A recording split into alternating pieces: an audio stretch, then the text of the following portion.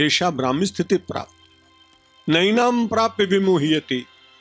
उस ब्राह्मी स्थिति को प्राप्त करने के बाद फिर सारे संसार में न विमोहियति, उसको मोह नहीं होता है। मोह में और कर्तव्य में बड़ा अंतर है। जब आदमी कर्तव्य का पालन करता है तो उसमें विवेक जागृत रहता है, और जब आदमी मोहपूर्वक कोई कार्य करता है तो विवेक सो जाता है, और अविवेकी व्यक्ति के द्वारा कई बार ऐसा आचरण होता है जो उसके कल्याण के लिए भी उचित नहीं और समाज को भी उसका हित प्राप्त नहीं होता। भगवान ने कहा, अर्जुन तुम बहुत अच्छे हो। अर्जुन का अर्थ होता है सीधा। और पंजाब में जाते हैं तो लोग अर्जुन बोल नहीं पाते तो अर्जन अर्जन करते हैं, मुझे अच्छा लगा। वहां पर भाषा का अंतर होने के कारण पुत्र नहीं बोल पाते तो पुत्र बोलते हैं, मित्र नहीं बोल पाते तो मित्र बोलते हैं, कलत्र नहीं बोल पाते तो कलत्तर बोलते हैं। मगर भाषा का क्या है, भाव तो उनका बड़ा अच्छा होता है। अर्जन का अर्थ होता है संग्रह करने वाला। अर्जुन सचमुच इस समय संग्रह कर रहा है। यदि उसके मन में विषाद न जगा होता और परमात्मा के मुख से श्रीमद् भगवत गीता न निकली होती तो इसका अर्जन किसने किया? अर्जुन ने इसका अर्जन किया, और तभी ये सारे समाज के लिए विसर्जन के रूप में बहती हुई पावन अध्यात्म की गंगा श्रीमद् भगवत गीता विश्व को पावन कर रही। तो जो व्यक्ति अर्जन करता है और अर्जन करने के बाद विसर्जन करना जानता है, वही वास्तव में ठीक है। जो अर्जन करते हैं बड़ी कठिनाई है। अपने पूर्व प्रवचन में कहीं मैं कह चुका हूं कि अर्जन करने वाला एक प्रकार से छिपा हुआ अप्रत्यक्ष रूप से एक कूली जैसा जीवन व्यतीत करता है। स्टेशन पे आप गए होंगे, जाते हैं, बड़ा भला आदमी मुझे लगता है वो पोर्टर जो सामान उठाने का काम करता है। सारी जिंदगी लोग उसको पुकार पुकार के कुली कुली तो दौड़ के आ जाता है। उसका कोई नाम होता है, कोई जानता ही नहीं, लेकिन वो बड़ा अच्छा आदमी है। सामान उठाया, आपका अर्जित सामान उठाया उसने, ब्रिज क्रॉस किया, घोड़ा गाड़ी में रख दिया, टैक्सी में रख दिया, लौट कर आया, अपनी लाल पगड़ी उतारी, किसी बेंच पर बैठ के विश्राम करने लगा। मैंने एक कुली से पूछा, कैसा लग रहा है? कहा, विश्राम हुआ, दूसरी ट्रेन के आने की प्रतीक्षा कर रहा हूं।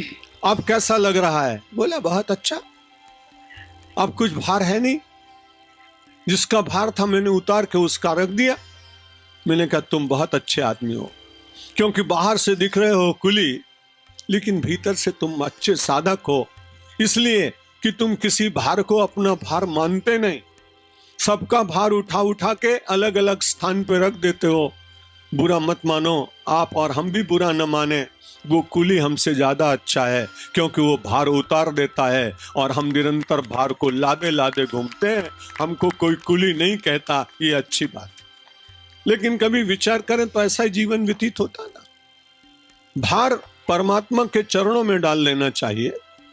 जब आपने अपना कर्तव्य पूर्ण कर लिया तो उसके बाद निश्चिंतता अंतर से आनी चाहिए। निश्चिंत जीवन अपने आप ही परमानंद की ओर प्रस्थान करने की एक अवस्था है।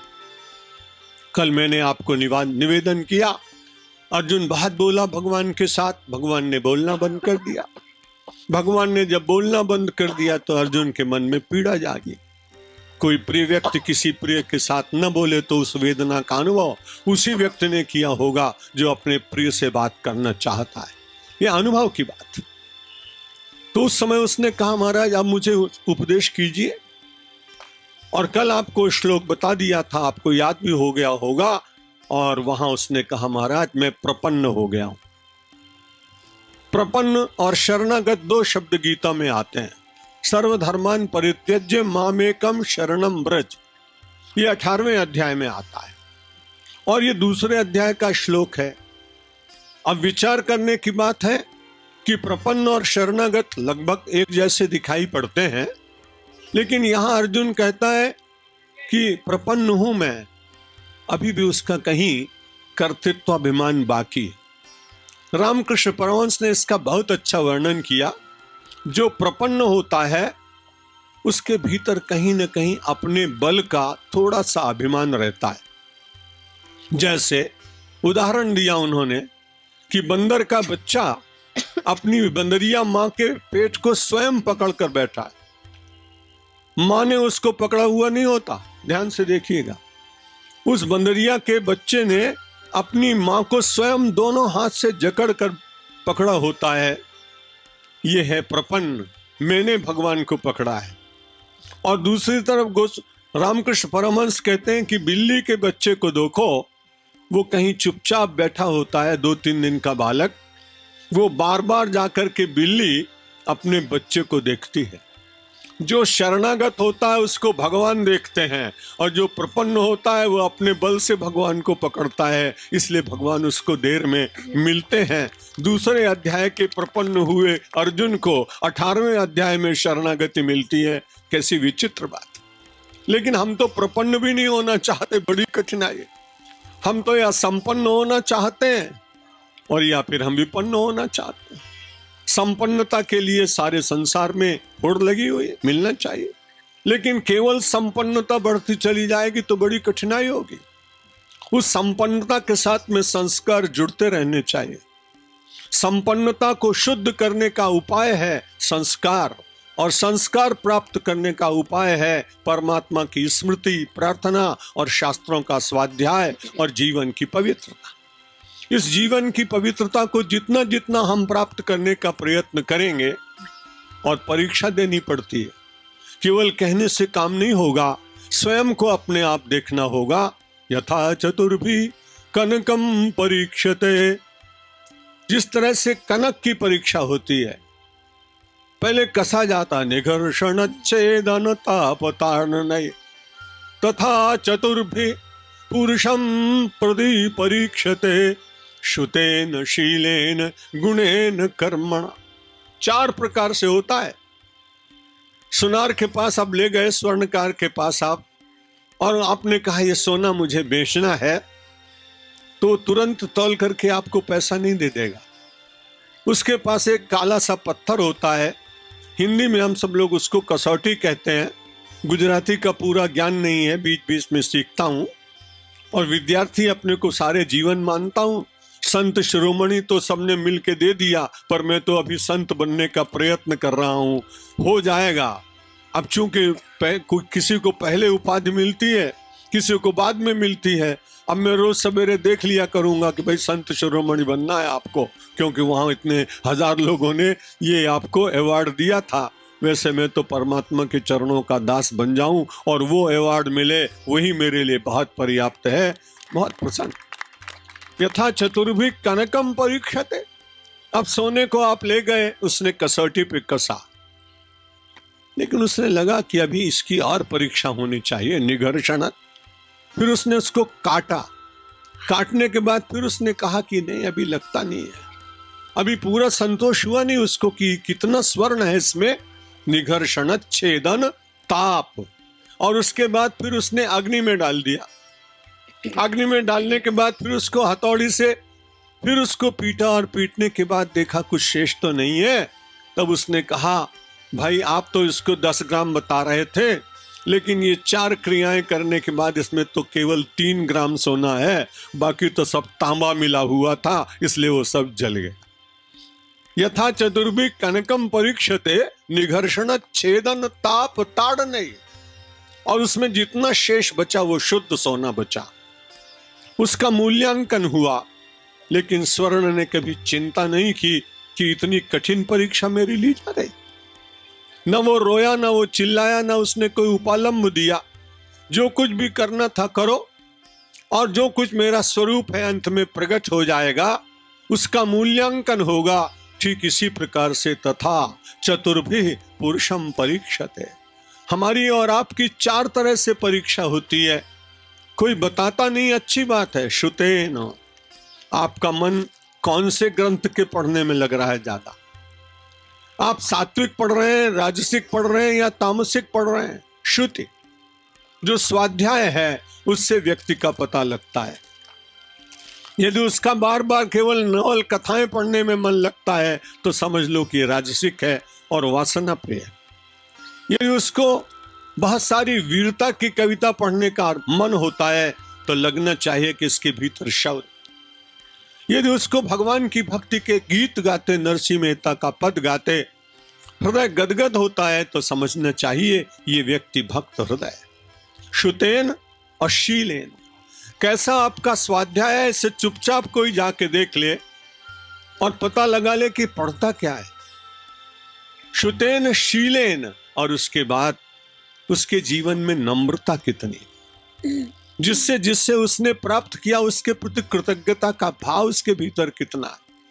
और सबसे ज्यादा अगर हमने किसी से पाया है तो परमात्मा से पाया। यदि परमात्मा हमको कुछ न दे तो हम कुछ कर भी नहीं सकते, क्योंकि वो सर्वशक्तिमान है। अम्बोधि स्थलताम स्थलम जलिधिताम धूली लवशाल शैलताम मेरुर्मृतकणताम तृणम कुलुषताम आयाति यस्यच्छया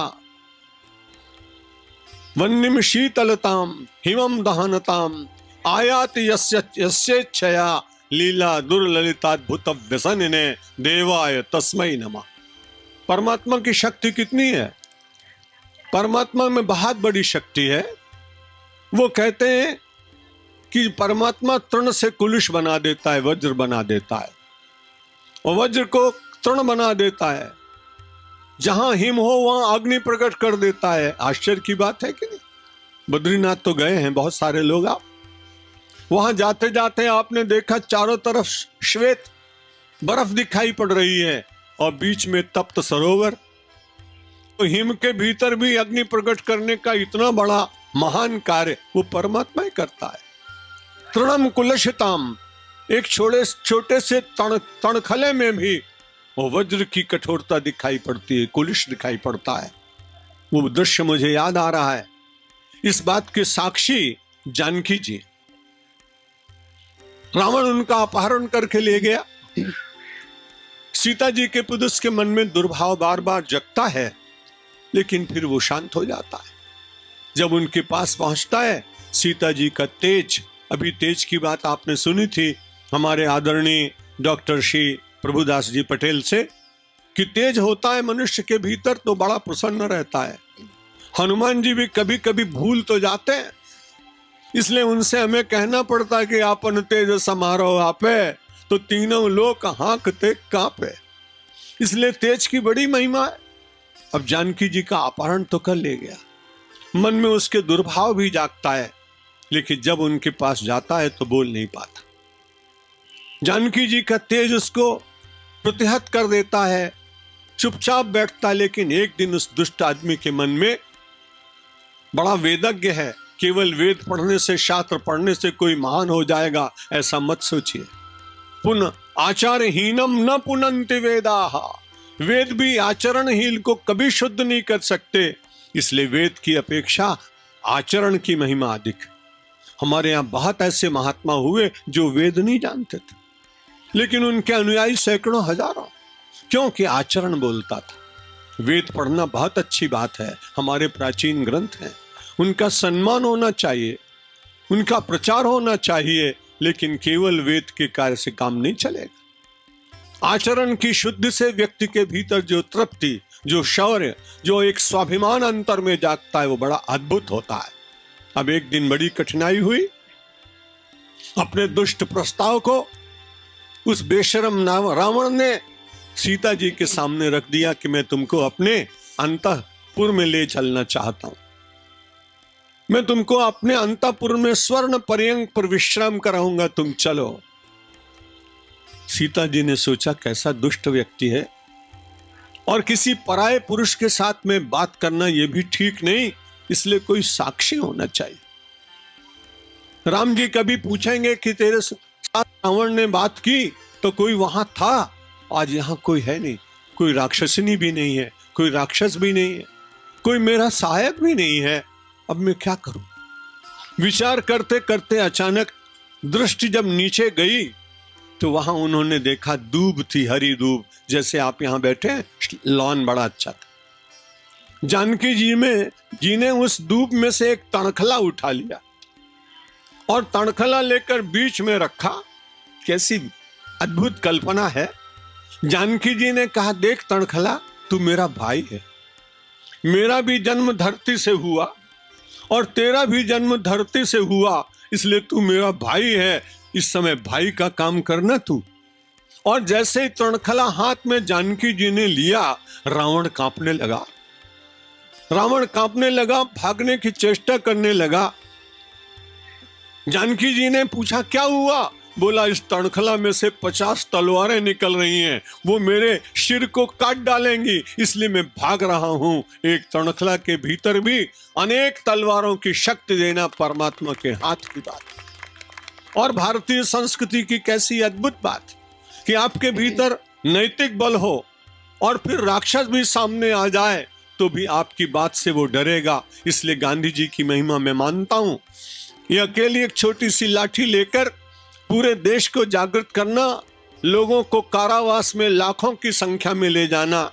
गांधी जी होते तो बुरा मत मानिए, किसी भी स्वतंत्रता संग्राम सेनानी को पेंशन न मिलती, क्योंकि गांधी जी कहते कि आपने तो देश की सेवा की, सेवा के बदले में कुछ लिया जाता क्या?